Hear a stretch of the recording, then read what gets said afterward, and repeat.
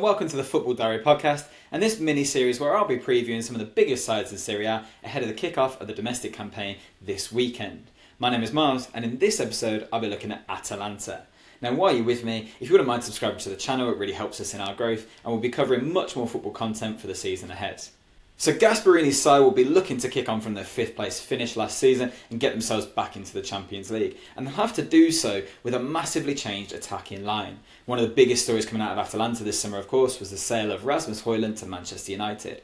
A player that they brought big money in for, who only scored 9 goals in Serie A last season. And they've used that money wisely to refresh their attacking line.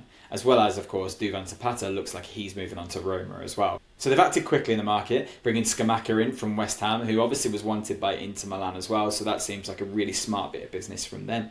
As well as Charles de Ketelaere from AC Milan, another really interesting signing. El Bilal Touré has also come in, so this could be a really different attacking lineup for them. They've also got Ademola Lookman, who was phenomenal for them last season, to bring into that side.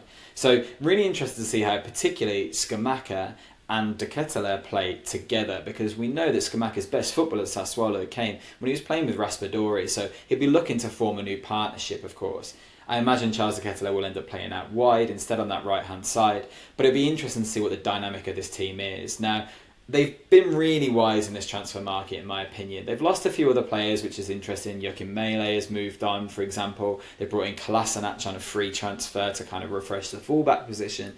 But I wonder if Atalanta can kick on and actually make up ground on that top 4 this year. It seems like Juventus will be back in the conversation with them out of Europe, of course. Both Milan clubs have strengthened over the summer in some ways. Napoli will still be frightening. Roma and Lazio will be around the conversation as they always are. So it's competitive at the top, we know that. But Atalanta always seem to find a way of being smart with their budget and getting into that top end of the conversation. So worthy to watch them this season.